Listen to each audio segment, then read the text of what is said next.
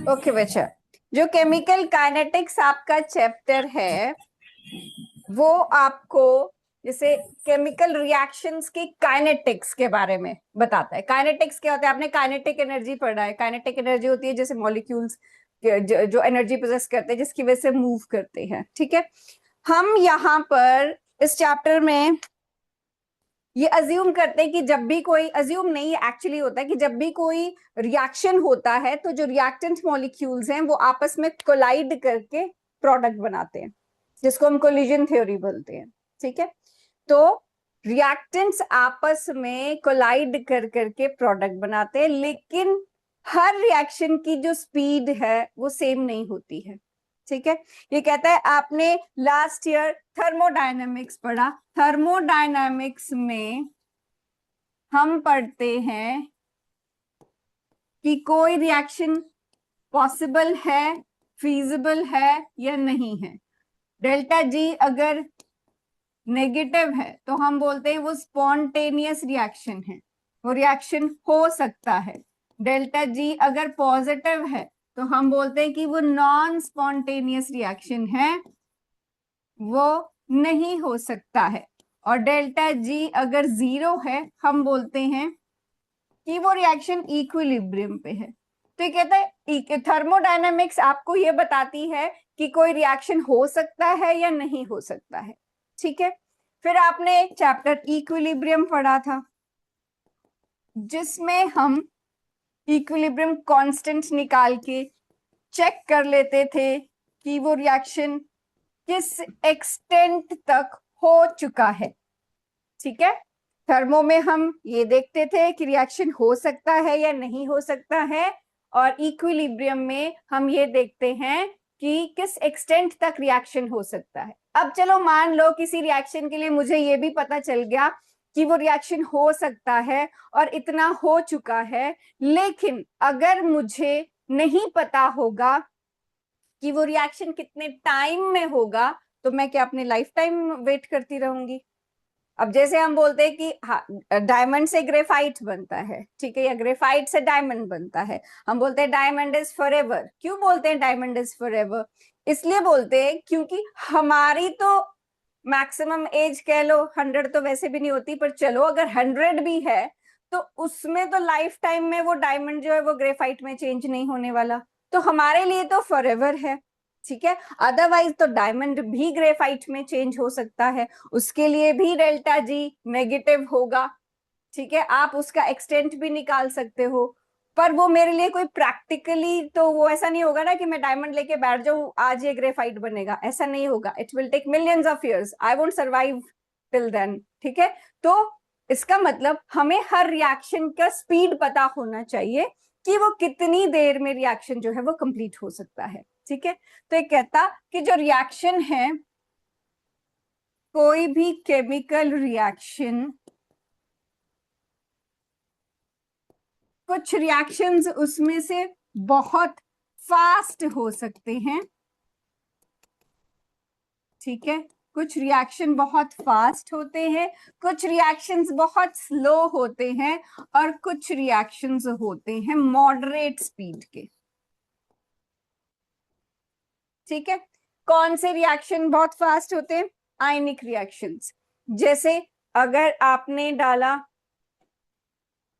NaCl plus AgNO3, अब ये ions हैं, ठीक है, ऑलरेडी बनी हुई आयंस है, जैसे मिक्स करोगे ऑपोजिट आयंस कंबाइन करेंगे और आपको AgCl का प्रेसिपिटेट मिल जाएगा और साथ में NaNO3। ठीक है, ये है फास्ट रिएक्शन, आयनिक रिएक्शंस, जैसे ही मिक्स किया वैसे ही प्रोडक्ट मिल जाएगा। ठीक है, कुछ है मॉडरेट स्पीड के रिएक्शन, जैसे आप ऑर्गेनिक में कर रहे हो, that may take some time. ठीक है, जैसे अगर आपके पास ये अल्कोहल में आप पढ़ोगे, अल्कोहल में आप HCl डालते हो ZnCl2 की प्रेजेंस में, तो ये आपको CH3Cl दे देगा और साथ में वाटर। ठीक है, it will take at least 15 to 30 minutes to take this reaction. ठीक है, make the products. और कुछ रिएक्शन है जो बहुत ही स्लो है, जैसे मैंने आपको कहा कि डायमंड से ग्रेफाइट तो बनता है लेकिन it takes millions of years, तो डायमंड इज फॉरएवर। ठीक है, तो वो बहुत स्लो स्पीड वाले, तो सबका स्पीड डिफरेंट है रिएक्शंस की। तो अगर हमें किसी भी रिएक्शन की स्पीड को स्टडी करना है तो हमें केमिकल काइनेटिक्स पढ़ना पड़ता है। ठीक है, सो केमिकल काइनेटिक्स बाय डेफिनेशन क्या है? ये एक ब्रांच है फिजिकल केमिस्ट्री की which deals with the study of rate of chemical reaction and mechanism by which the reaction occurs। कि क्या स्पीड है और क्या मैकेनिज्म है। मैकेनिज्म क्या होता है? मैकेनिज्म होता है दो चीजों को मिक्स किया, तो पहले स्टेप में जी ये बॉन्ड टूटा, फिर ये अलग हो गया, और दूसरे स्टेप में इसने अटैक किया और इसके साथ जुड़ गया। ये पूरी प्रोसेस की स्टेप वाइज की क्या हुआ, पहले कौन सा बॉन्ड ब्रेक हुआ, फिर कौन सा किसने कौन सी स्पीशीज ने अटैक किया, कौन सा बॉन्ड फॉर्म हुआ, ये सारी स्टडी होती है मैकेनिज्म। ठीक है, तो ये हमें रेट ऑफ केमिकल रिएक्शन बताएगा और मैकेनिज्म ऑफ केमिकल रिएक्शन बताएगा। ठीक है, रेट ऑफ रिएक्शन किन टर्म्स में आप कैलकुलेट करते हो? ये कहता है जैसे आपके पास रिएक्टेंट्स हैं, पहले तो सिर्फ रिएक्टेंट्स ही होंगे, जब रिएक्शन होगा, जब आप उसका रिएक्शन करवाओगे तो ये रिएक्टेंट्स आपस में जो भी कंबाइन करके या कुछ और डाल रहे हो तो उसके साथ कंबाइन करके प्रोडक्ट बनाएंगे। तो जो भी आप रिएक्टेंट के अमाउंट लोगे धीरे धीरे वो कम होती रहती है। क्यों? क्योंकि वो प्रोडक्ट बनाती रहती है। ठीक है, तो ये कहता है कि जितनी भी कंसंट्रेशन आपने, ये स्क्वायर ब्रैकेट जो है वो रिप्रेजेंट करती है कंसंट्रेशन को, तो जितनी भी कंसंट्रेशन आपने रिएक्टेंट की ली है धीरे धीरे वो कंसंट्रेशन कम होती रहती है। क्यों? क्योंकि वो रिएक्टेंट जो है वो प्रोडक्ट बनाते रहते हैं। तो there is decrease in concentration of reactant with the time। Time के साथ साथ रिएक्टेंट की कंसंट्रेशन जो है वो कम होती रहती है। ठीक है, तो आपको रेट ऑफ रिएक्शन अगर निकालना है तो हमें ये देखना है पहले क्या कंसंट्रेशन थी रिएक्टेंट की, ठीक है, और अब क्या है। तो टाइम के साथ क्या चेंज इन कंसंट्रेशन आया है, that gives you rate of reaction. ठीक है, रिएक्टेंट्स के टर्म्स में। और अब ये रिएक्टेंट जा कहाँ रहे हैं? अगर ये कम हो रहे हैं तो क्या कहाँ जा रहे हैं? ये प्रोडक्ट बनते जा रहे हैं। तो अगर आप प्रोडक्ट की कंसंट्रेशन और टाइम का ग्राफ बनाओगे तो वो बढ़ते रहेंगे। ठीक है, तो हम ये देखते हैं कि किस इतने टाइम में कितना कंसंट्रेशन कम हुई रिएक्टेंट की, या जो भी टाइम इंटरवल हमें दिया है उतने टाइम में कितना प्रोडक्ट की कंसंट्रेशन बढ़ गई। इससे हम पता लगाते हैं कि क्या स्पीड है। क्या अगर आपका मान लो 2 सेकंड में ही ये कंसंट्रेशन ऐसे स्टीपली कम हो जाती है तो मतलब वो बड़ा फास्ट रिएक्शन है, डालते ही ऐसा हो जाएगा। अगर मान लो आप ये टाइम इंटरवल जो है वो 2 घंटे है तो वो थोड़ा स्लो रिएक्शन है। ठीक है, तो हम इस टाइम से देखेंगे कि अच्छा with time concentration of reactant कितनी कम हो रही है, या कंसंट्रेशन ऑफ प्रोडक्ट कितनी बढ़ रही है। ठीक है, कंसंट्रेशन के लिए स्क्वायर ब्रैकेट है और reactant R, capital R reactant है, और यहाँ पर जो कैपिटल पी है वो प्रोडक्ट है। यहाँ पर हम माइनस साइन से लगा के ये बताने की कोशिश कर रहे हैं कि जो रिएक्टेंट की कंसंट्रेशन है वो कम होती रहेगी विद टाइम, और यहाँ प्लस साइन लगा के ये बता रहे हैं कि जो प्रोडक्ट की कंसंट्रेशन है वो इंक्रीज होती रहेगी विद टाइम। ठीक है, तो पहले तो ये केमिकल काइनेटिक्स की डेफिनेशन लिख लो। यू शुड नो कि क्या हम इसमें पढ़ रहे हैं, फटाफट लिखो। Branch of physical chemistry which deals with study of rate of chemical reaction and mechanism by which reaction occurs।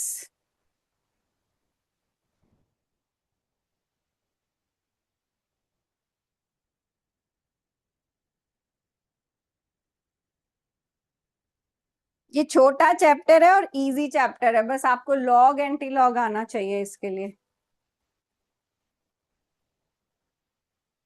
Formulas भी ज्यादा नहीं है, जैसे इलेक्ट्रोकेमिस्ट्री में बहुत सारे फॉर्मूलाज थे, इसमें फॉर्मूलाज भी ज्यादा नहीं है।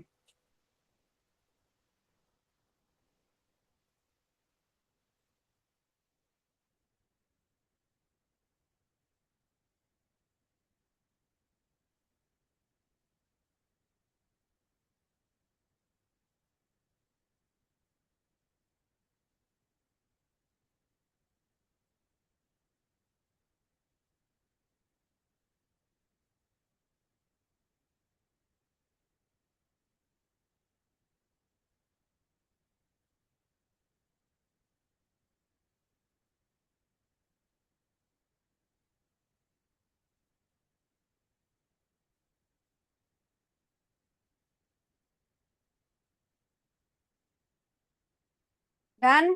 अब इसके बाद ये भी लिखो, rate of reaction, change in concentration of reactant or product per unit time.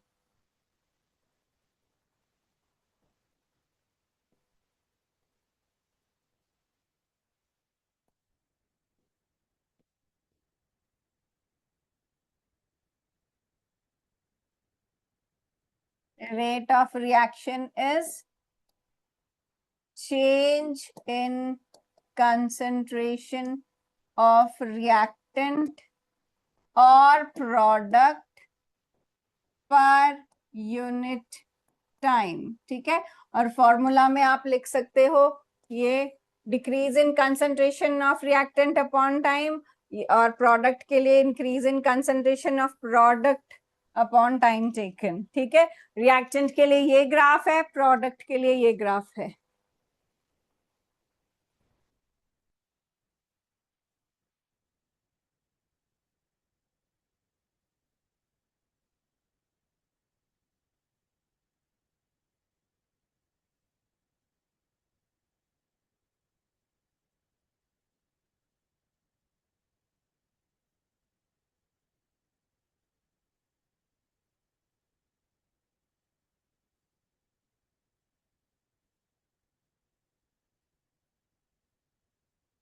Done.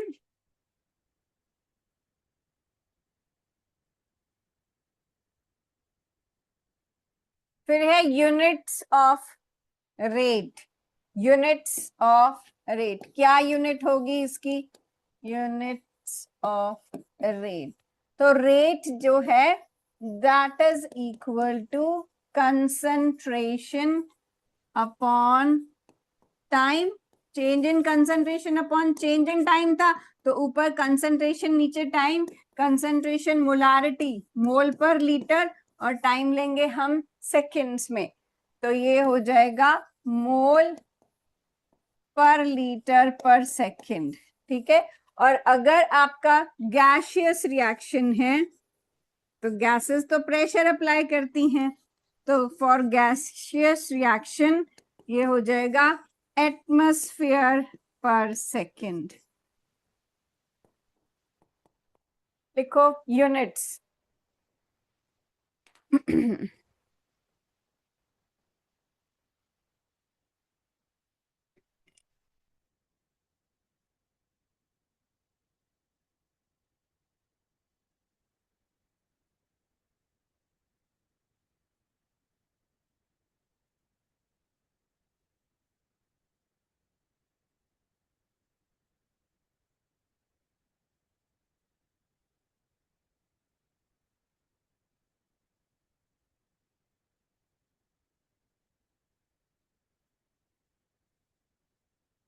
Done. Okay, हम तीन तरह के रेट ऑफ रिएक्शन इस चैप्टर में पढ़ते हैं। रेट ऑफ रिएक्शन, एक हम पढ़ते हैं एवरेज रेट ऑफ रिएक्शन, एक हम पढ़ते हैं instantaneous rate of reaction, instantaneous rate of reaction, और एक हम पढ़ते हैं integrated rate equation. Integrated rate equation, जिसमें से हम ये पहले दोनों फॉलो नहीं करते, इनको हम सिर्फ करेंगे कि ये क्या होता है, या 1 मार्क का क्वेश्चन आ सकता है, पर इंटीग्रेटेड रेट इक्वेशन पे डेफिनेटली क्वेश्चन मिलेगा ही मिलेगा आपको, ठीक है। So average rate of reaction में क्या, जैसे हमने ग्राफ बनाया था कि कंसंट्रेशन और टाइम के बीच में हमने ग्राफ बनाया, यहाँ रिएक्टेंट की कंसंट्रेशन अगर लेते हो, रिएक्टेंट की कंसंट्रेशन हमें पता है कि कम होगी, इधर हम टाइम ले लेते हैं, ठीक है। अब उसके बाद हम कोई भी 2 टाइम इंटरवल्स लेते हैं, ठीक है। ये मैंने एक ये ले लिया, ये मेरा T1 हो गया, T1 के कॉरस्पॉन्डिंग जो कंसंट्रेशन होगी वो C1 हो जाएगी। एक मैंने ये ले लिया, ये T2 हो गया, और T2 के कॉरस्पॉन्डिंग जो कंसंट्रेशन होगी वो C2 हो जाएगी, ठीक है। हमने करना है change in concentration of reactant upon change in time, या in general C2 minus C1 upon T2 minus T1, ठीक है। लेकिन आप देख रहे हो C2 माइनस C1, यहाँ C2 तो छोटा है, C1 बड़ा है, C1 ऊपर आ रहा है, तो हम रिएक्टेंट के लिए जब भी इसको स्टडी करते हैं तो यहाँ नेगेटिव का साइन लगा देते हैं, क्योंकि रेट का नेगेटिव होने का कोई मतलब नहीं बनता। तो ये आंसर नेगेटिव में आएगा, ये नेगेटिव नेगेटिव कट हो जाएगा, ठीक है। बस ये एवरेज रेट है, this is called average rate, C2 minus C1 upon T2 minus T1, ठीक है। अब एवरेज रेट जो है वो आपको एक करेक्ट आइडिया नहीं देता है रेट ऑफ रिएक्शन का। जैसे कि अगर आप मुझे पूछो कि मैम आप घर से यहाँ पर कार में आए तो आपकी एवरेज स्पीड क्या थी, तो एवरेज स्पीड अगर मैं बोलूं कि मेरी 60 थी, that might not be true, क्योंकि जब मुझे खाली रोड मिला होगा मेरी स्पीड 100 भी होगी, जब मेरे को लाइट्स मिले होंगी तो मेरी स्पीड 0 भी होगी, जहां कंजेस्टेड रोड होगा तो वहां 50 भी होगी। तो मेरी स्पीड 50 भी है, मेरी स्पीड 100 भी है, और मेरी स्पीड 0 भी है। तो 60 की स्पीड कैसे जस्टिफाई कर सकती है 0 और 100 को, वो करेक्ट आइडिया नहीं दे रही। अगर मैं आपको 60 की स्पीड बताऊंगी आपको पता ही नहीं होगा कि मैं बीच में रुकी भी थी, आपको पता ही नहीं होगा कि मैंने बीच में ओवर स्पीडिंग भी की थी, तो आपको करेक्ट आइडिया नहीं मिलता एवरेज रेट ऑफ रिएक्शन से, राइट। तो हम क्या करते हैं, हम बोलते हैं हम किसी पर्टिकुलर इंस्टेंट की निकाल लेंगे रेट ऑफ रिएक्शन, ठीक है। तो उसके लिए बस ये टाइम इंटरवल रिड्यूस हो जाता है, हम यहाँ पर टेंजेंट ड्रॉ करते हैं और इस टेंजेंट के अक्रॉस 2 टाइम इंटरवल्स और उनके कॉरेस्पॉन्डिंग कंसंट्रेशन। अब मैंने ये T1 ले लिया, इसके कॉरेस्पॉन्डिंग ये C1 हो गई, और ये T2 ले लिया, इसके कॉरेस्पॉन्डिंग ये C2 हो गया, ठीक है। और ये इंस्टेंटेनियस के लिए पर्टिकुलर इंस्टेंट पे ये वैसे ये सब है नहीं, क्योंकि अब हम ये फॉलो नहीं करते, टेंजेंट ड्रॉ करके tan थीटा वगैरह लगा के करना होता है, लेकिन हमारे को सिर्फ ये दिया है कि इंस्टेंटेनियस के टाइम पे दिस टाइम इंटरवल रिड्यूसेस, ठीक है। तो यहाँ पर ये है तो वही C2 minus C1 upon T2 minus T1, बस ये टाइम इंटरवल जो है वो कम हो जाता है। और अगर ये रिएक्टेंट के लिए करते हैं तो माइनस साइन यहाँ पर आ जाता है, ठीक है। तो ये हमारा इंस्टेंटेनियस स्पीड के लिए आ जाता है, इंस्टेंटेनियस रेट, और ये हमारा एवरेज रेट आ जाता है, ठीक है। फर्क क्या है कि बस एवरेज रेट में टाइम इंटरवल थोड़ा ज्यादा है। अब इसको मैं आपको स्पीड से कैसे जस्टिफाई करूंगी, जो एग्जांपल मैंने दिया था कि आप मुझे अगर पूछो मैम आप जब 10:30 पे कार ड्राइव कर रहे थे आपकी स्पीड क्या थी, तो मैं पर्टिकुलरली बता सकती हूँ, अच्छा तब मैं लाइट पे थी तो मैं 0 पे थी। आप 10:35 का पूछोगे या 10:31 का पूछोगे तो मैं बोलूंगी हाँ मैं तब शुरू किया था तो 60 पे थी। 10:32 का मैं बोलूंगी मेरे को खाली रोड मिला था तो मैं 100 पे थी, ठीक है। तो वो आपको जस्टिफाई कर रहा है कि अगर आप पर्टिकुलर इंस्टेंट की स्पीड पूछोगे तो आपको वो क्लियर एक्यूरेट स्पीड बता सकता है, अनलाइक एवरेज। तो इंस्टेंटेनियस और एवरेज में टाइम इंटरवल कम हो जाता है इंस्टेंटेनियस का, which gives you better idea कि रेट ऑफ रिएक्शन क्या है, ठीक है। लिखो इसको फटाफट, बुक्स में थोड़ा कॉम्प्लिकेटेड ऐसा दिया है, पर इसमें बस आपने ये ध्यान रखना, ये डेल्टा थोड़ा ज्यादा चेंज बताता है और ये डिफरेंशिएटेड वाला थोड़ा कम चेंज बताता है। बता यही रहा है कि कंसंट्रेशन कम हो रही है टाइम के साथ रिएक्टेंट की। यही चीज आप प्रोडक्ट के लिए भी बना सकते हो, इसके अगले पेज पे बनाते हैं।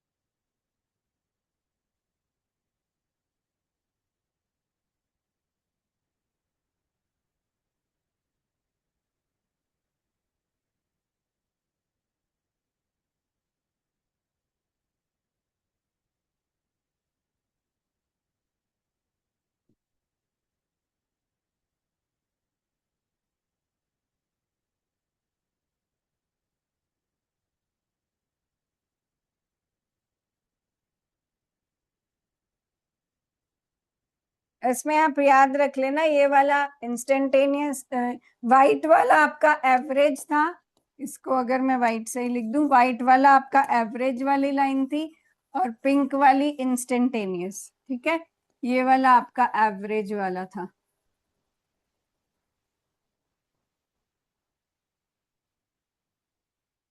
ठीक है, और पिंक वाली इंस्टेंटेनियस थी। तो इसका देखो टाइम इंटरवल ज्यादा है लेकिन जब आपने इसका किया तो टाइम इंटरवल कम है, इतना ही टाइम इंटरवल है। डन। चलो अब प्रोडक्ट्स के टर्म्स में आपको बताती हूँ कि अगर आप प्रोडक्ट्स के टर्म्स में करते हो, यहाँ कंसंट्रेशन ऑफ प्रोडक्ट और यहाँ टाइम लेते हो, तो प्रोडक्ट्स के टाइम के साथ प्रोडक्ट्स की कंसंट्रेशन इंक्रीज हो जाती है। ठीक है, अब आप दो टाइम इंटरवल्स ले लो, ये मान लो आप T1 लेते हो और ये T2 लेते हो, तो T1 के कॉरेस्पॉन्डिंग जो कंसंट्रेशन है वो C1 होगी और T2 के कॉरेस्पॉन्डिंग जो कंसंट्रेशन है वो C2 होगी। इस बार C2 is greater than C1। ठीक है, क्योंकि प्रोडक्ट बढ़ रही है, तो रेट ये C2 minus C1 upon T2 minus T1 हो जाएगा, ये एवरेज रेट आ जाएगा।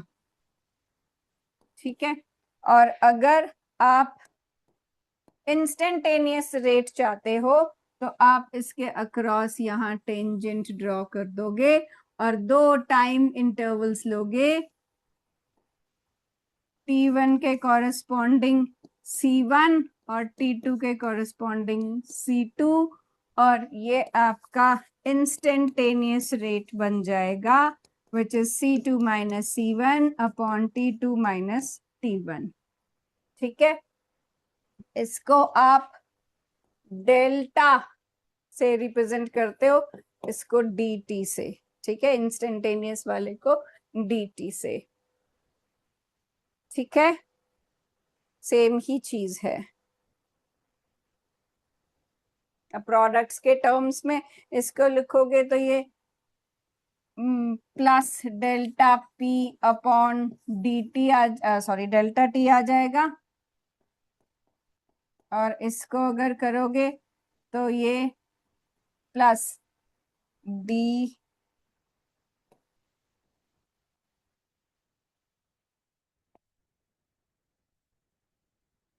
Plus d upon dt of p आ जाएगा। ठीक है, ये p है प्रोडक्ट के लिए। ये आ गया आपका इंस्टेंटेनियस एंड एवरेज रेट। अब इस पे 1 मार्क का क्वेश्चन आता है, किसी कोई रिएक्शन आपको बैलेंस्ड इक्वेशन दी होती है, उसमें आपको रेट के फॉर्म में एक्सप्रेस करना होता है। अब उसके लिए देखो, जैसे अगर आपका रिएक्शन है H2 plus Cl2 gives 2HCl, ठीक है। तो इसमें H2 और Cl2 रिएक्टेंट्स हैं, तो ये बनेगा delta upon delta T of H2, reactant है तो माइनस का साइन है। अब ये स्टोइचियोमेट्रिक कोएफिशिएंट्स जो हैं वो ये बता रहे हैं कि अगर 1 मोल H2 लोगे और 1 मोल Cl2 लोगे तो 2 मोल्स HCl बनेगा। तो जिस स्पीड से ये मोलर रेशो कम होती जाएगी, उसी स्पीड से ये बढ़ते जाएगा। तो ये सब इक्वल टू है कि जितना ये यूज होगा उतना ही ये यूज होगा, और उसी स्पीड से आपके पास HCl बनेगा। तो इसको आप लिखोगे delta upon delta T of H2, इसको लिखोगे delta upon delta T of Cl2, उतनी स्पीड से कम होगा, ठीक है। और जो इसका कॉफिशिएंट, अब यहाँ तो 1 है तो कोई फर्क नहीं पड़ता, जो कॉफिशिएंट है उसको डिनोमिनेटर में लिखना होता है। और यहाँ पर ये प्रोडक्ट है तो पॉजिटिव साइन आएगा, और यहाँ पर आप HCl लिखोगे और विद टाइम ये कम हो जाएगा, ठीक है। तो जो भी कॉफिशिएंट है उसको डिनोमिनेटर में लिखना है, रिएक्टेंट के लिए माइनस साइन लिखना है, इधर भी माइनस साइन, और प्रोडक्ट के लिए पॉजिटिव साइन लिखना है, ठीक है। एक और एग्जांपल करते हैं।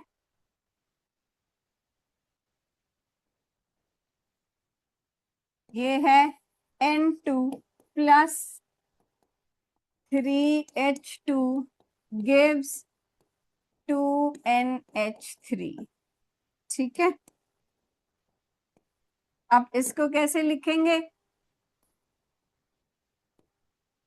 ये हमारा रिएक्टेंट है दोनों, माइनस का sign, delta upon delta T of N2, बीच में इक्वल टू का sign, minus delta upon delta T of H2, और जो कॉफिशिएंट है वो डिनोमिनेटर में, इसका तो 1 ही है, उसका डिनोमिनेटर में। Now this is equal to positive sign delta upon delta T of NH3, और कॉफिशिएंट है 2। लिखो इसको, या अब ये एवरेज के फॉर्म में आया, ऐसे ही इंस्टेंटेनियस अगर पूछा होगा तो डी लिख देना, डी अपॉन डी टी के फॉर्म में।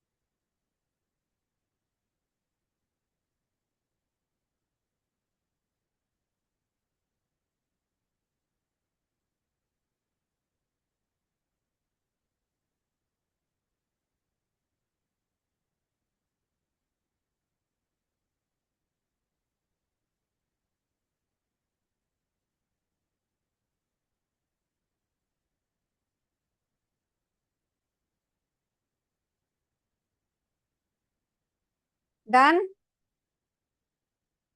चलो नेक्स्ट हम लिखते हैं factors affecting rate of reaction, कि किन चीजों पे डिपेंड करता है, किन फैक्टर्स पे रिएक्शन का रेट डिपेंड करता है कि फास्ट होगा रिएक्शन या स्लो होगा, ठीक है। हेडिंग दे दो, फैक्टर्स अफेक्टिंग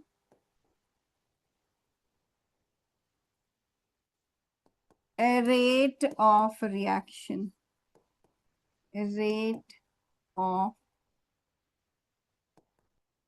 reaction। इसमें सबसे पहले nature of reactant, nature of reactant जैसे मैंने आपको बताया था कि अगर आयनिक रिएक्शंस हैं तो जैसे ही मिक्स करते हो वैसे ही प्रोडक्ट बन जाती है, लेकिन ऑर्गेनिक रिएक्शंस को कम ज्यादा टाइम लगता है, ठीक है, उनकी स्पीड कम रहती है। और जो आपके जैसे डायमंड वाला बताया था कि उसमें तो फिर बहुत टाइम लगता है, तो नेचर पे डिपेंड करता है। Write down, first point is nature of reactants. Ionic substance react more readily. Ionic substances react more readily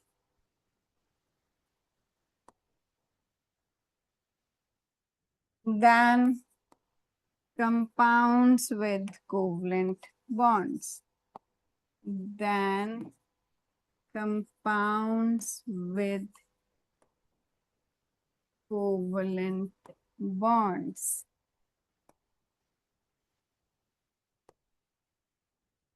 ठीक है, this is because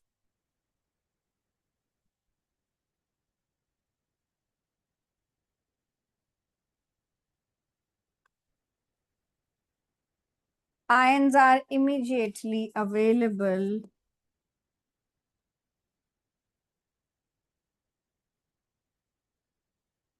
ions are immediately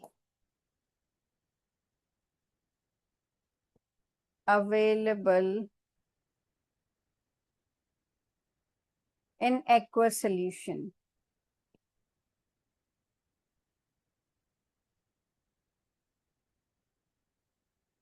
And in dissociated form.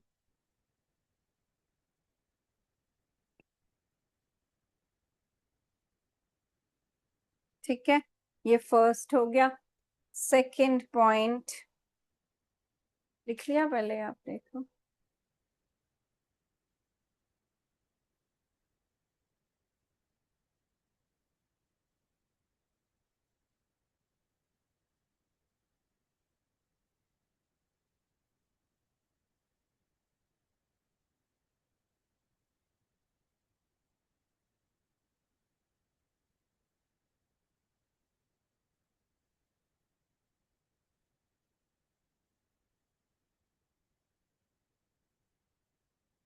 Second point है concentration of reactants. जितनी ज्यादा concentration होगी, जितनी ज्यादा amount होगी reactant की, उतना रेट ऑफ रिएक्शन ज्यादा होगा।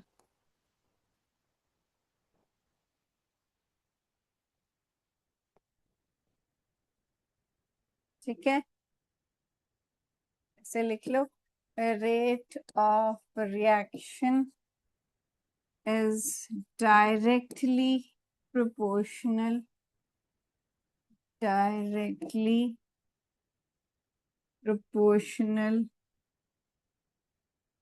to the concentration of reactants.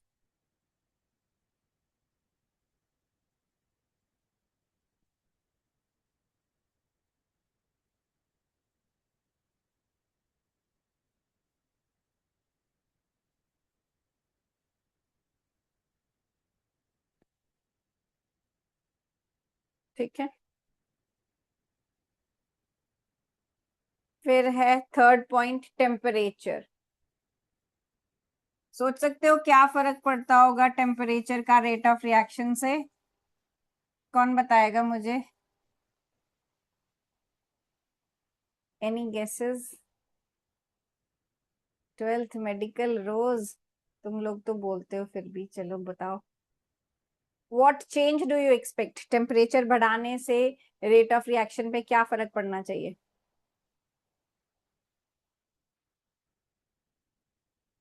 बोलो।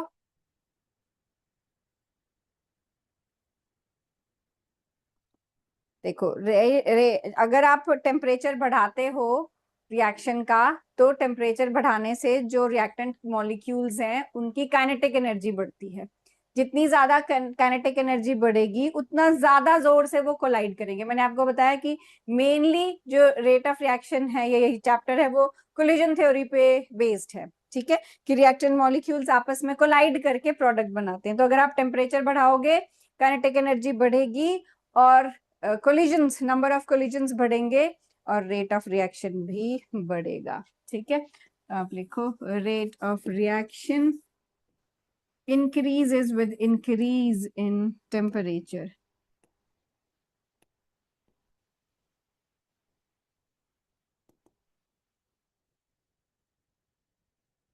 Increases with increase in temperature. ठीक है, ये इफेक्ट ऑफ टेम्परेचर हो गया।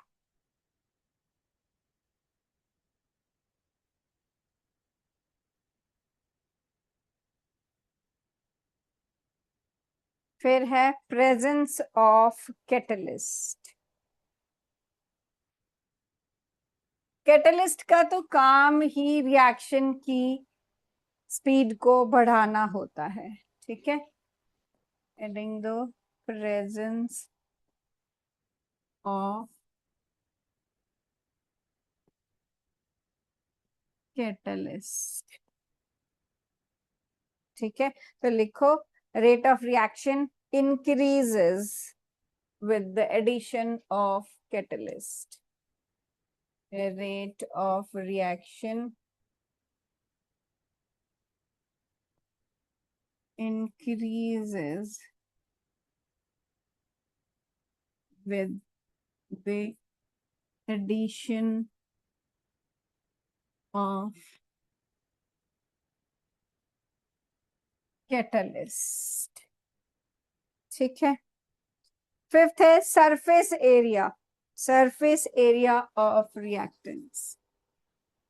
सरफेस एरिया ऑफ रिएक्टेंट्स, इसका मतलब है कि जितना ज्यादा एरिया में रिएक्टेंट्स फैले हुए होंगे उतना ज्यादा रेट ऑफ रिएक्शन होगा। ठीक है, जितना ज्यादा जगह पे रिएक्टेंट्स फैले हैं उतना ज्यादा इजी होगा उनको कोलाइड करना, रिएक्ट करना, प्रोडक्ट बनाना। ठीक है, तो और सरफेस एरिया कब ज्यादा होता है? जब पार्टिकल साइज, रिएक्टेंट के पार्टिकल का साइज जो है वो छोटा होता है। ठीक है, तो smaller particle size, smaller particle size and greater surface area, greater surface area increases the rate of reaction, the rate of reaction.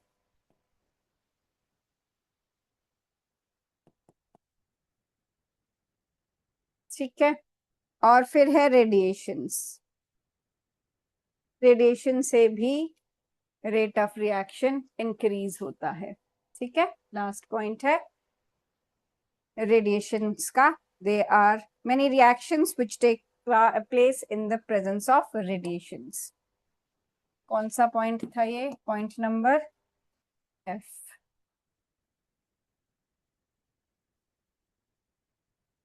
Rate of reaction increases with the addition of radiation.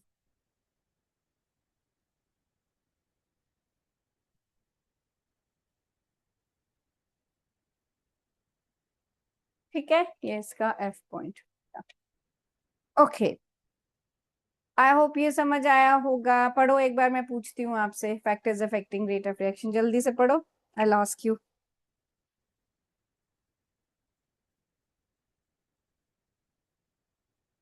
जो भी अभी तक पढ़ा वो सब पढ़ो।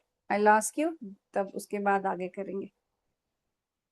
chemical kinetics, rate of reaction in terms of reactants, in terms of products, and factors affecting.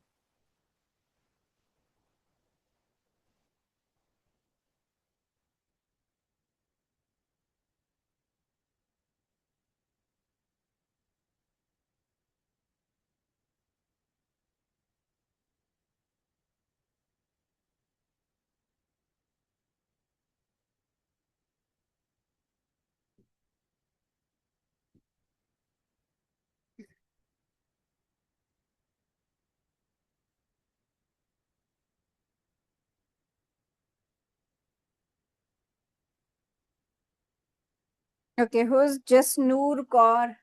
Jasnoor.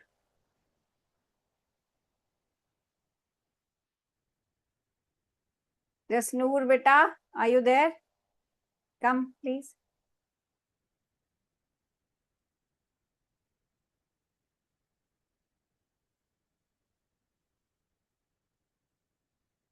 हाँ जी बेटे, बताओगे कौन सा चैप्टर कर रहे हैं हम, किसके बारे में है ये? अनम्यूट करो अपना माइक पहले।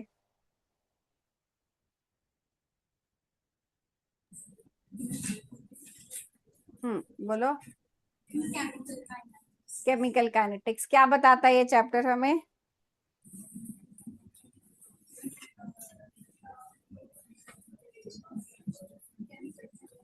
किसके बारे में है ये चैप्टर? स्पीड ऑफ रिएक्शंस, ठीक है, या रेट ऑफ रिएक्शंस।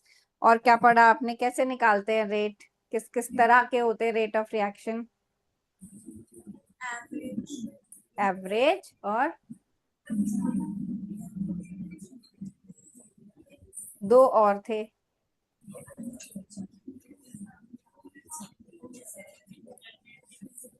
बोलो। इंस्टेंटेनियस और तीसरा कौन कौन हेल्प कर रहा है आपको? उनको बोलो उनकी बारी भी आएगी। इंटीग्रेटेड रेट इक्वेशंस, ठीक है। अच्छा, केमिकल काइनेटिक्स क्या क्या बताती है? सिर्फ रेट ऑफ रिएक्शन बताती है और भी कुछ बताता है?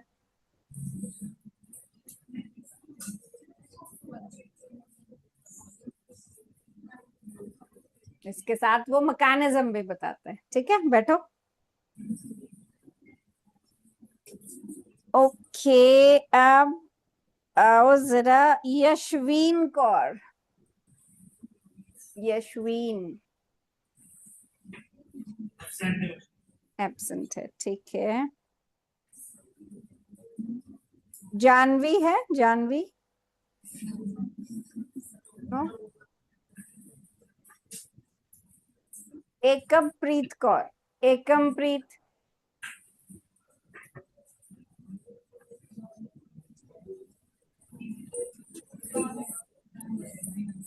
नहीं है एकमप्रीत। अमनजोत सिंह कौन है? अमनजोत सिंह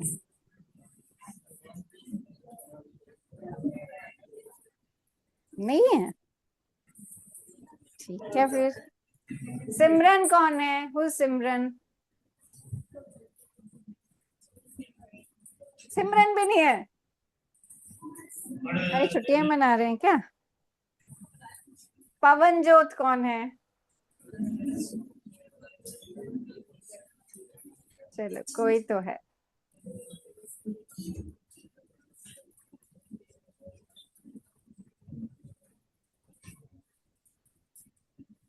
हाँ जी पवनजोत, बताओ क्या क्या पढ़ा हमने अभी?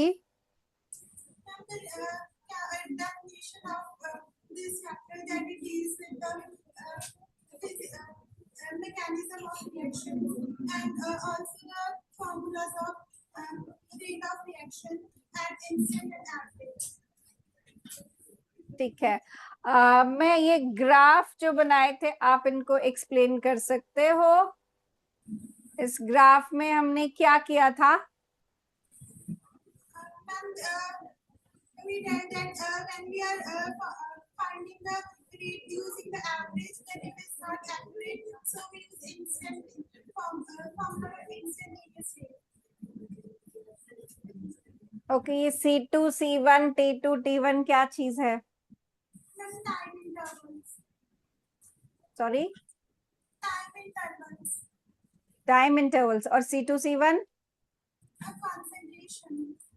किस चीज की कंसंट्रेशन है इसमें? ये concentration of reactants. Reactants, good. बैठो बेटा।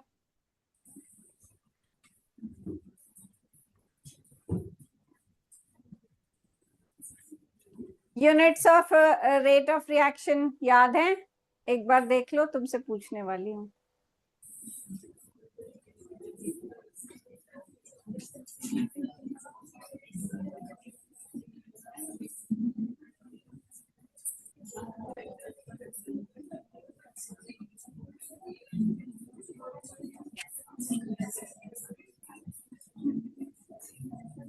खुशदीप कौर, खुशदीप।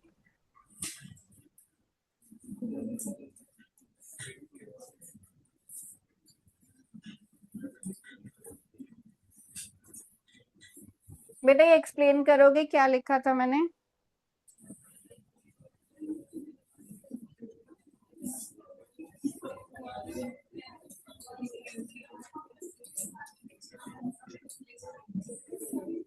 बोलो।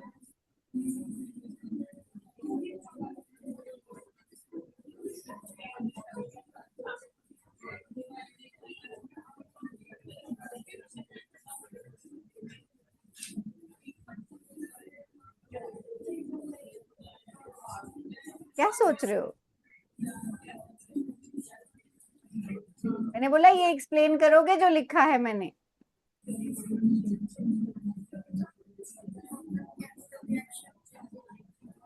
बोलो।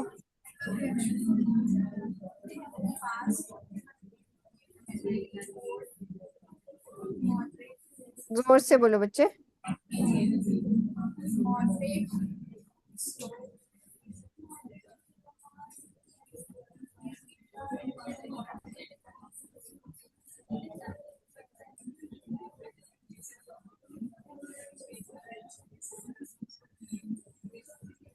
नहीं, देख के ही एक्सप्लेन करने को बोल रही हूँ, याद करने को तो बोला भी नहीं।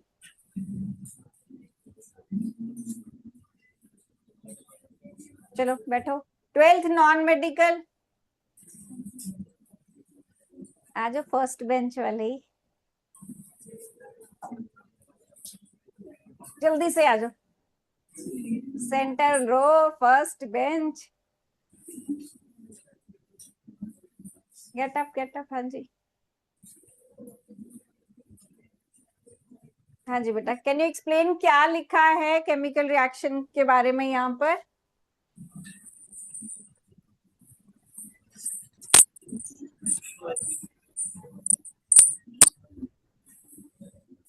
बोलो।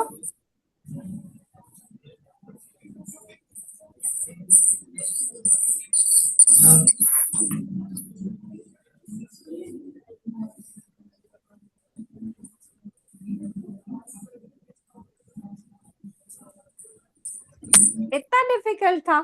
पहला ही page.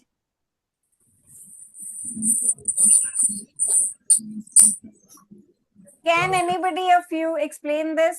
Raise your hands who can explain this. 3 examples I have given.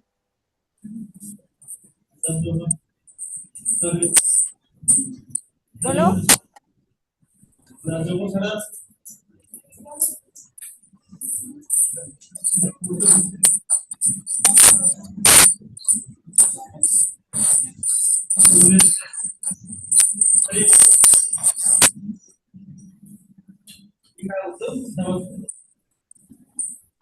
इतना टाइम मत वेस्ट करो। कोई नहीं बता सकता? मेडिकल रोज हाउस में से कोई नहीं बता सकता आप में से क्या लिखा है ये?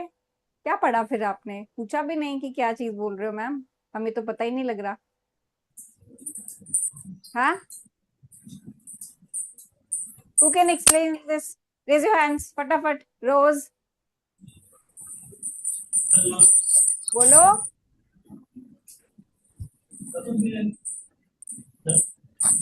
वेरी गुड, कम।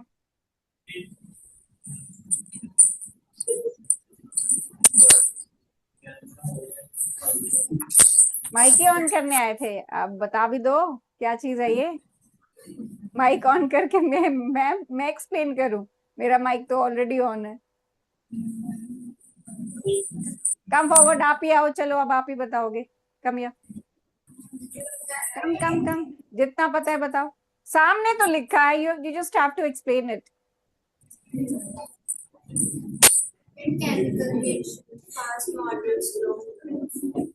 और 3 एग्जांपल्स भी दिए हैं ना मैंने साथ में। क्या बोल रहे हो?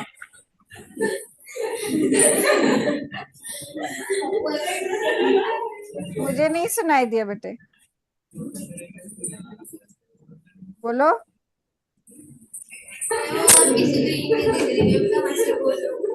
स्क्रीन नहीं दिख रही? हंस लेते हैं तो इनकी स्क्रीन सामने आ जाती है।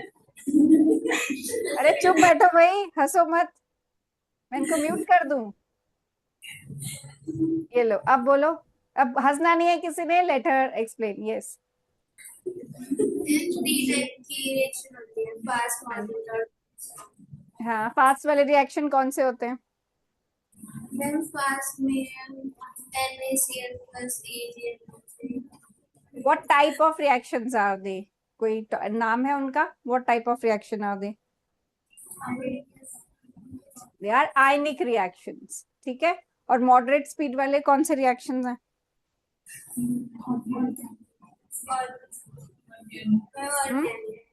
ऑर्गेनिक वाले, जो कोवलेंट बॉन्ड जिसमें इन्वॉल्व होते हैं, ठीक है। और वेरी स्लो वाला कौन सा है?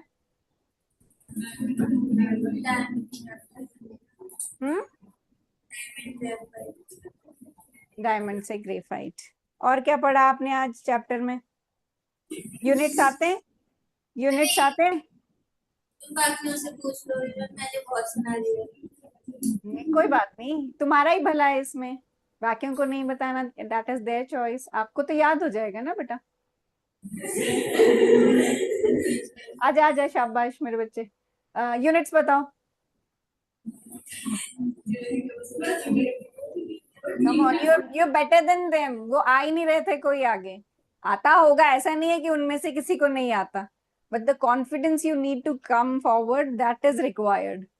चलो बोलो, क्या यूनिट्स हैं? Stop laughing. अब तुम हंस रही हो, पहले तुम बोल रहे थे कि दूसरे हंस रहे हैं तो मुझे हो ही दिख रहे हैं स्क्रीन पे। You stop laughing and tell me what are the units of rate of reaction?